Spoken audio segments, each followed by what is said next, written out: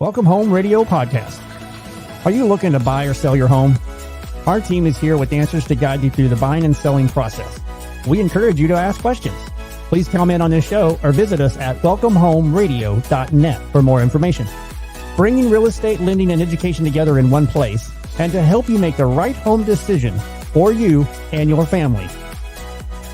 Here are your hosts, Blair Thomas, Tom Holm, Alan Pace, and Jeff Duffy.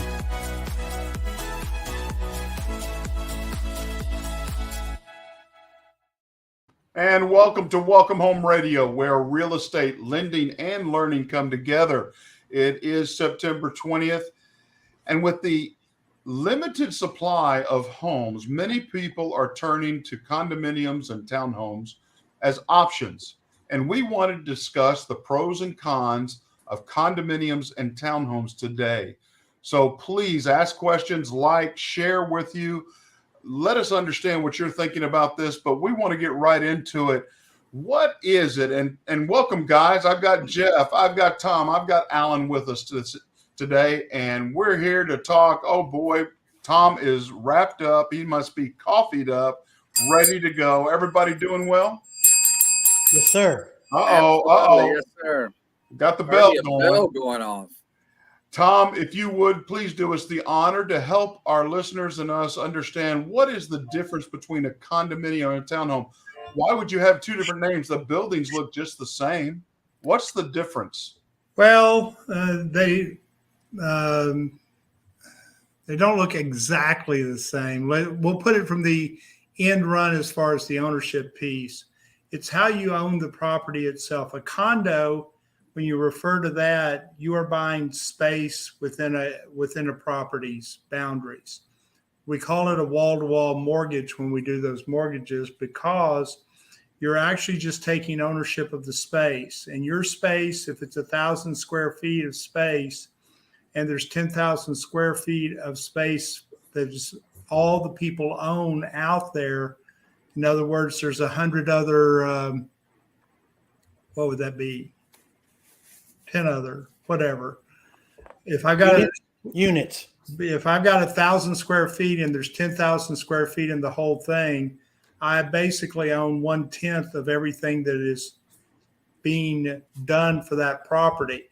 So the common maintenance for the pool, the common maintenance for yards, staff that stays on to make sure everything's working okay, all that is shared by me. And I just own the space I live within. Now, with a townhome, you actually own the townhome, the actual walls themselves. Typically, townhomes come with a little front yard with a little back patio type circumstance. You still have a shared responsibility, however, with the other homeowners, like you would in a condo, typically through your HOA, that you share cost of mowing the lawn, at least the front lawn, watering the front lawn, and then sharing, commonalities that you see. But the real difference is you own land with the townhome or patio home, whereas with a condo, you just own the space you live in. So if I say this, if we only own the interior walls and nothing else, that's a condominium. If you own the exterior walls and a little land outside, that is a townhome, and that is a property in itself. Now, both of them have HOAs, we understand, and that common areas are paid by the HOAs. But a condominium, again, is just the interior walls themselves. Might be a little less on insurance, but could be a little bit more in HOA dues. And so what we want to talk about is the pros and cons of these. And right off the bat, I want to discuss something that many people don't seem to understand or don't understand that difference. And again, that's the key one, understanding whether it's a townhome or a condominium. But generally, when you talk about financing a condominium, you're generally going to understand a report that you have to pay for on that condominium development that is required for the lending. And what is that report called, Tom? Condo Homeowners Association report. It's basically a financial, who owns what, how much it is, something along that. But you have to pay for that, and that is paid for upfront. It has no guarantee that you will be able to buy the property or not, or finance it. But that is a cost of anywhere from I've seen up to $1,000 that you pay for that HOA to send you this report. It gives ownership percentages. It gives information about the demographics and the update, the historical tracking. And why is this important? Why do we want to know about that? The biggest thing. Who's the we? When you say why do we want to know about it? Who is preparing that report? I think is the key. Yeah, if we're partnering with you, we're helping to buy this. The lender, the title, everyone that's helping you buy this property, we need to understand the makeup of that property and the challenges or the go-aheads. Because if anyone owns 1/10 or more of that property, it becomes a concern. Y'all know why? You got too many units that now are controlled by the ownership of by a single owner. And why would that be a concern? So what, Tom? I just have my little piece. He has whatever he wants or she wants. Why does that bother me? We'll go to a homeowners meeting and find out. Well, I don't have time on the radio show to do that for them, but and that's not a lot of fun typically. Why would anybody want to be concerned with that? I mean, I think risk would have something to do with something here. It's a big part of risk. Yeah. But why? Well, if you have 10% of the units go into foreclosure, you lose your ability to do FHA and VA loans with the property. Okay. But I think one that's more advantageous, let's say I go into this and the HOA dues are $120 a month, but suddenly that person decides, I want carports for everybody. And the vote is made, and because of their ownership, they're able to pass something, and all of a sudden your monthly dues on an HOA jump up to $400 a month because all these carports have to be paid for. And that becomes an ownership issue that you take on. Maybe you disagree with it, but you still have to pay for it. And that is a risk when you understand or don't understand the home ownership or the ownership of the condominium percentages. And that's a concern for a financier so that we understand, is there a risk of that being increased? Alan's right. There's a risk, but it's something that you may or may not be able to control. So, the other thing that these things is with risk is these foundations go bad and everybody shares the cost of that too. It can be a mess. It can be. I mean, again, if roof repair, if anything that goes on in a condominium, those are shared expenses. And if all of a sudden a small group of them decide, hey guys, it was too hot this summer, I want a pool, and we're going to put in a big slide, we're going to put in a great, place for kids to play. All of a sudden that cost is translated across all of the condominiums, whether you agree or disagree. And right now there's a condominium down in Dallas. Their HOA dues are $600 a month. Just the dues. Yeah. Well, that's good. Huh? That sounds good. They must get a lot of good stuff because of that. Well, they get interior parking below the building, but a lot of it is still location in Dallas, because I've dealt with some condominiums that they basically were apartment complexes in the 70s, and then they just kind of redid them and made them condominiums.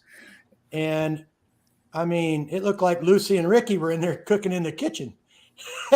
And so but their dues were really high, and they didn't have a lot of stuff. They got the trash, the water, the maintenance, but boy, the maintenance was a lot. They covered a lot of the stuff, the buildings, the roofs. It was a mess. and I don't want this to come across, we're just going toward a con right now of condominiums. What are some pros that go along with a condominium? They generally are less costly, aren't they? They're a little bit cheaper than a townhome. Absolutely. What other and insurance? The condo aspect is you're putting less up front. It's less to get in. You've got your home. You're ready to go. But typically your HOA fees, because everything you just described in the last couple of minutes, your HOA dues are typically higher in a condo than in a townhome.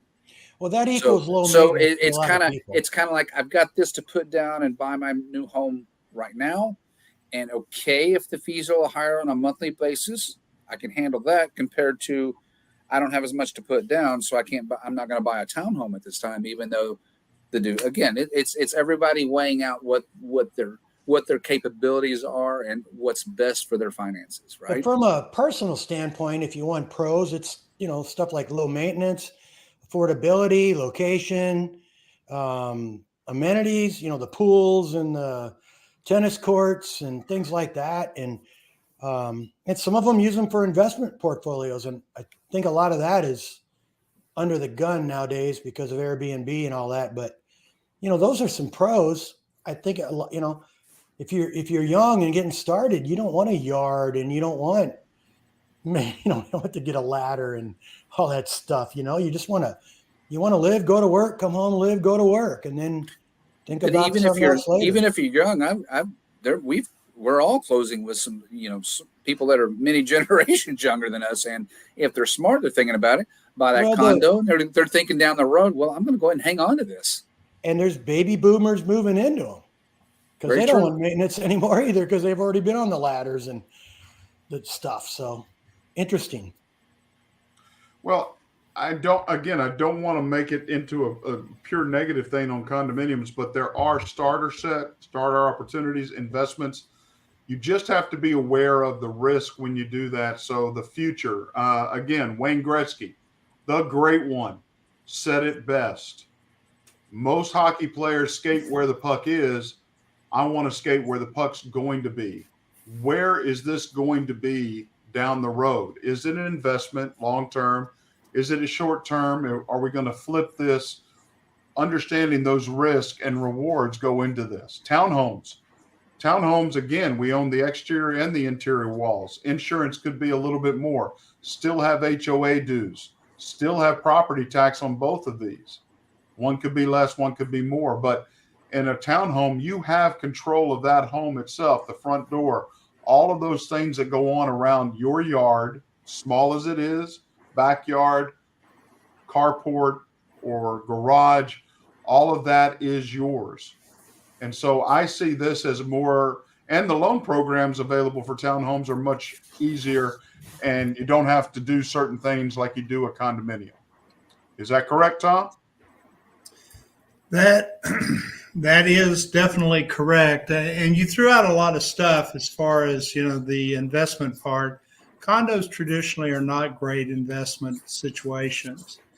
I mean, if you find condos at one point and you can pick up 7-10 of them, at one point, because of they tend to fall apart faster as far as value is concerned.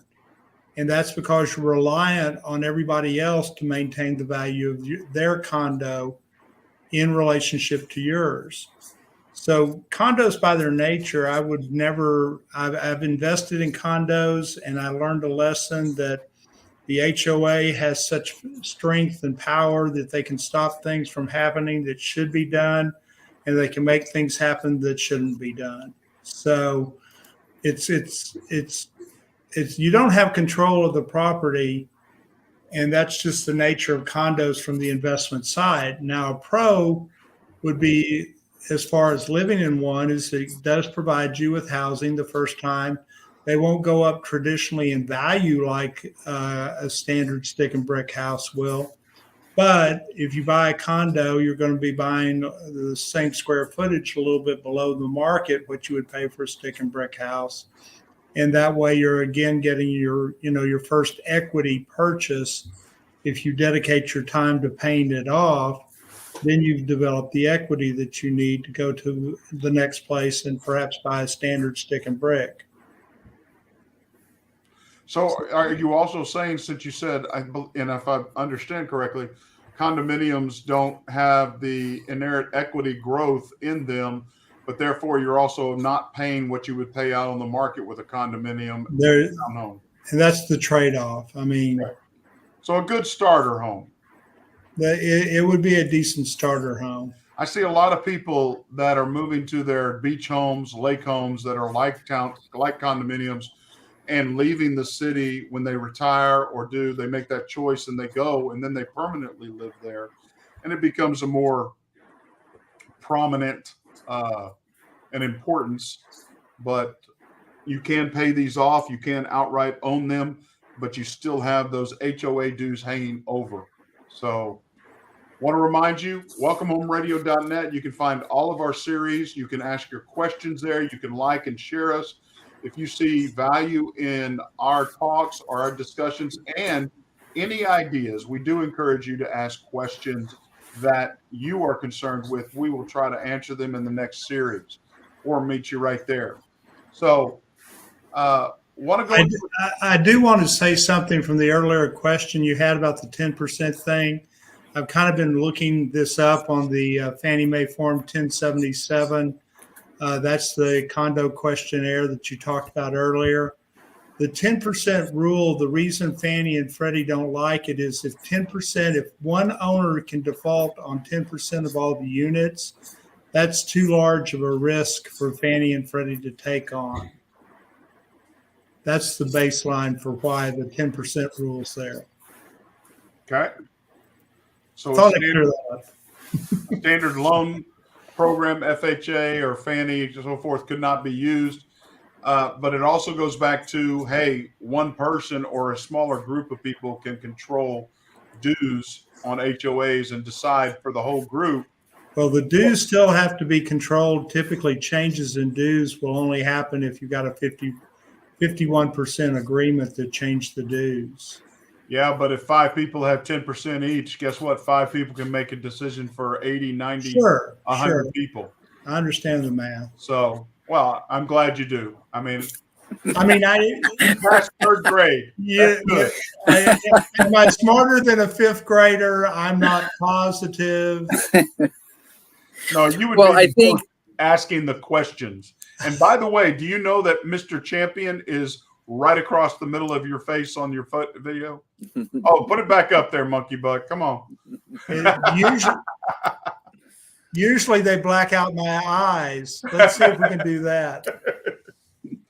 So I think in general, though, condo, townhome, or you're buying your brick and mortar home on a standard lot and block, HOAs are involved. And so you then have to make that decision. From everything you guys were just saying is like sometimes it may be more important in a condo or townhome association to be involved so you're not caught off guard.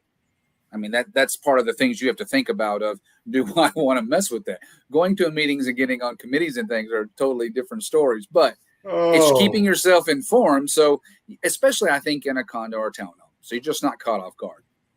Very true. Good point. And yes. Well, I've experienced, in townhomes, they've been a great landing place for divorcees because you generally get a 2-car garage, a little more safety when you pull in with your kids. And I've noticed a little bit more community in a townhome, I would say, school bus routes, things like that. So there's a lot of advantages to townhomes when it comes to, just raising your family or just being you and going to work without all the maintenance and the trouble of the stick and mortar thing. So there's a lot of good things about townhomes. If it's what you're looking for, it can certainly be a great place to live and raise a family or get through whatever situation you're in. Well, one of the things that I find with a condominium is more like an apartment because of the walls. You can hear, you do live life with your neighbors. I got a bigger stereo. They got to live their life with me. So then that would be the mindset is, and you guys are well ahead of me on this is then that's the mindset of equity between an apartment, between the two, right? What are your goals? What are your long-term? What are you trying to accomplish? Yep. I mean, again, if you're going to step and you're going to grow in the opportunity to own real estate, condos can be a great process. But I have flashbacks to Italy and visiting. Is that World War II? Visiting the no. World War One. Don't. I can see Tom thinking he ain't no fifth grader. He's working at math again. But literally going in and seeing, and then all of a sudden you're having dinner, and then upstairs decides to have an argument, and guess what? You're all a part of the argument because of the stomping and the yelling, and it's right there at your dinner table, whether you want it or not. I feel like you get that more in a condo than a townhome. Oh, no, I agree. That's what I'm saying. Yeah. It's just like a condominium is just like an apartment, except you get that and you have those. And especially if you're living there, it can be that's just one factor I think people need to know is noise, as you talked about, square footage, location, amenities. I think, Jeff hit it on the head too, though. Equity. It's a big deal. That's kind of the lost thing right now with interest rates being high and all these mixed messages in real estate. And, well, we want to build equity. We just can't get a house because it's 7%. And, I just think townhomes, condos, if it's something that you got into, 5 years ago, you're doing pretty well, And so I think Jeff's right when he touches on equity, because I think we forget about that too often. And I would say it's a pro. I think right, any they don't investment appreciate like, a home would maybe in some areas, but they do appreciate. And gosh, if you get the right townhome or condo in an area where they put Jerry World up, or they revitalize a downtown Dallas, or they, it can appreciate pretty quick. So the bottom line is it's money in your pocket, and as opposed to renting. Did Blair freeze? I think it looks like it. He looks pretty frozen to me. Yeah, he does. We can finish talking about him. We can just go on. Okay. He'll come back in, but don't you think he should shave this evening? I think his hair's growing. It's funny. Well, he's shaking his head because he freezes. Back. He freezes, and the professionalism goes out the window. Apparently, he could still hear us while he was frozen. That's all right. Oops. But I think equity is a big deal when it comes to townhomes and condos. It gets lost in the daily chatter about home ownership, and it shouldn't. And I think you said something, Alan, that's very important. So many people are focused on a 7% mortgage rate when they're not even looking at their credit card debt that's running at 21 to 30% interest rate. And if they would do a blended rate comparison, they would probably, again, grow in net wealth due to that appreciation of real estate. Real estate is a 90% positive bet for you after an 80-plus year history of tracking. Only 7 years of negative growth, 7 years across 80, decades and decades. If anybody's staying longer than 7 to 10 years, you will have a positive equity growth out of any mortgage or any home you buy. And what we're talking about is net wealth. And you can't say that about credit cards or buying a car or buying furniture. You don't make money off any of that stuff. Now, if you bought the right car 30 years ago, heck, you never know. But then again, a Willie from World War II would be a great investment right now because they are dependable. They're easy to repair. I can even work on them. So, no, that's very true. Yeah, but I just think Jeff said it right. You said it at the right time because we were getting carried away with pros and cons and financing and all that. And a lot of times what real people just need to hear is, gosh, it's a way I can make money. It ain't a very fancy condo, but at least if we're going to rent an apartment and I'm paying about the same monthly, if I got good credit, let's figure something out, you know. Well, here is one question I've been dying to ask about this. Is condominiums a different database when they talk about resale? Because resale right now, if there's a limited supply of inventory available, I gotta believe resale value on a condominium is equal to what our home or a townhome would go, or is it different? Is it tracked differently? How is that? Yeah, I don't know how they establish the numbers, but it's when you do comps, it's pretty hard to do comps for stick and mortars down the street versus, like Tom said, 100 units and you're going to own 10% of them or something.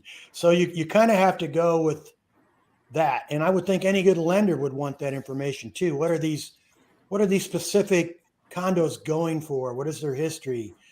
Do they have a lawsuit going in the HOA and things like that?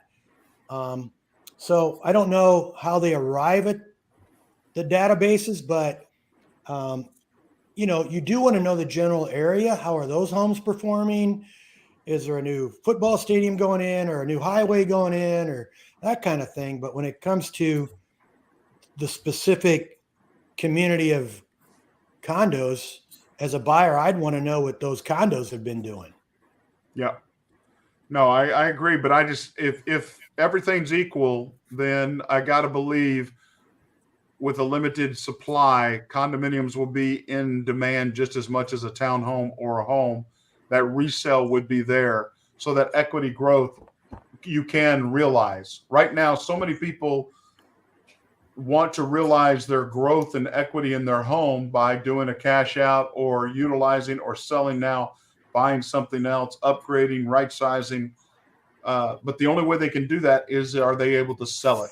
And the one thing I think different between stick and mortar and condos too is, you know, if let's say there is 100 units off of 75 in Park or something like that, and you know there's 7 of them for sale or 1 for lease, 6 for sale. The prices can be different, but they're not going to be tragically different, like $100,000 more. What generally happens is people do a complete rework of the interior because that's all they can have control over, and they make everything upgraded, the stoves and the refrigerators and you know whatever else is in there. And when you walk in and it's a really clean condo, completely upgraded, your electric bill should be a little bit better. You don't have to take cash out of your pocket to go buy things at Nebraska Furniture or something. And you know, so but that doesn't equate sometimes to like a brick and mortar home does on price of the house or the condo. It, you know, if it's a $300,000, it might be a $315,000 or something, you know, whatever, or a $200,000, it might be $208,500. You just, that's one thing I've noticed. I don't do a lot of condominiums, but I've done, you know, a few over my history here, but that's kind of what I've seen. It's just a little more quaint. Well, you have the same roof and the same foundation impacting them all. And is this a fair comparison? Let's look at it this way: as I keep my dog and I keep kicking my stand with my computer, my laptop. Is this a fair comparison? Let's consider it this way: if you own your lot and block home, you have to make decisions of how you're taking care of that property, right? What's it going to look like in the neighborhood? I'm going to upkeep. I'm going to repair, freshen up paint, take care of all the aspects of going in that property. If you're in a condo, it's you and another 100 people working together. Now, how is that group going to work together to take care of that property and make sure it's kept up, it's brought up to date, or it's just everybody's paying their bills and just sitting there? Is that a fair comparison? Is that a good way to compare it? Or, I mean, everybody has to make decisions. It's not a bad thing or a good thing. You're just working with a group of people instead of sitting here going, I'm making this decision on my own for my property. If you're going to add and give me many more wives to make this, I don't want anything to do. I got one. I only need one. I can only handle one. Hey, Monkey Butt, do you have the beep thing handy, the little iPad or whatever? Might want to beep dump that word out. Dump it. No, I mean, Jeff, it is a compare. It is perfect. Tom, did you do that? Of course. There'd be so much more of this if Tom had control of that. I miss the old days. You mentioned that earlier, and he had to pull it up. I was only wondering when. Well, there's only 4 of us here, and we can't agree most of the time. So, Jeff, the validity of that is so true. If you're trying to bring 100 all together, it's almost impossible. But there is some fair comparison. Okay. Jeff, there is some fair comparison there in that in neighborhoods, you always have people that don't want to do what there's, they don't want to do it. They want flowers and trees in the front yard, no grass or stones like they're in Arizona, or they'll bring their trash cans in on Wednesday if they got taken out last Friday, or there's always that in a neighborhood too. So, but it's the thing I think is different is you don't have to listen to them in the bedroom right in the adjacent wall. Fair enough. Or about the guy of the family that likes the Christmas lights all year round, right? Yeah. You have those? I'm telling you, there's 2 in our neighborhood right now. They never take them down. They just leave them there. I don't know. We have one. Okay, it looks fine. We have one that loves Halloween, and it's in the next neighborhood over, but they leave all year round. It's just amazing. Well, guys, in summarizing this, we've talked about some good things. We've talked about some risk you need to be aware of. Ask us questions. Be sure to ask your realtors. Discuss that with your lender. Make sure you understand, because there are additional risk and cost in looking at condominiums compared to townhomes. It doesn't change as much with townhomes to homes, but the bottom line is you need to be aware of those and those big differences: insurance costs, taxes, as well as HOA. So thank you so much. God bless. I'm Blair Thomas. And I'm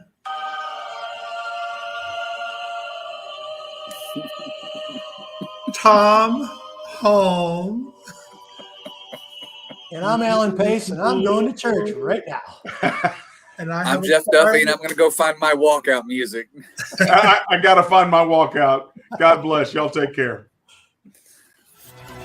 Welcome Home Radio production provided by Lunatic Digital. Check the listing of this podcast for the links to our sponsors. And don't forget to like, share, and follow us on social media. Visit welcomehomeradio.net for more information.